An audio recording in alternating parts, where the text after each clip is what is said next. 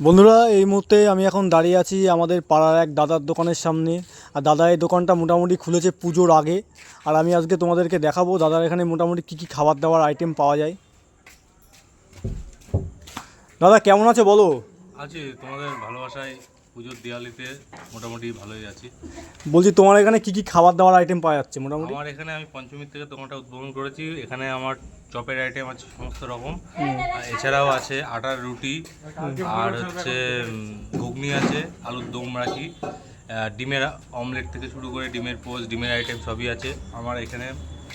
চপের যে আইটেমগুলো আছে সেগুলো মোটামুটি লঙ্কার চপ থেকে শুরু, যেটা সর্বনিম্ন রাখা হয়েছে দাম।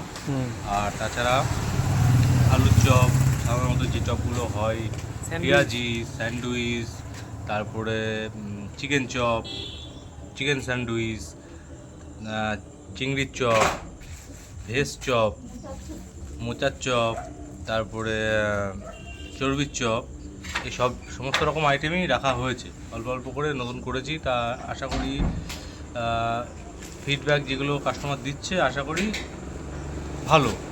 মানে আমি নিজেকে বলবো না যে আমি খুব সুন্দর বানাচ্ছি, কিন্তু লোকের থেকে আসছে আবার।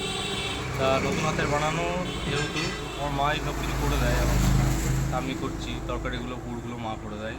তা আশা করি লোকে পাবলিক খেয়ে আবার আসছে, ভালো লাগছে বলেই আসছে। তবে দোকানটা সারা বছরই থাকবে, চালু হয়েছে পঞ্চমীর থেকে। আচ্ছা। আর এখন তোমাদের ভালোবাসা আর এই খাবারের আইটেম বানানোর পরপরই তোমরা আমাকে ফিডব্যাক দেবে আরও, ঠিক আছে? এটাই আমার আবেদন তোমাদের কাছে। এসো আর খাবার খাও। ঠিক আছে।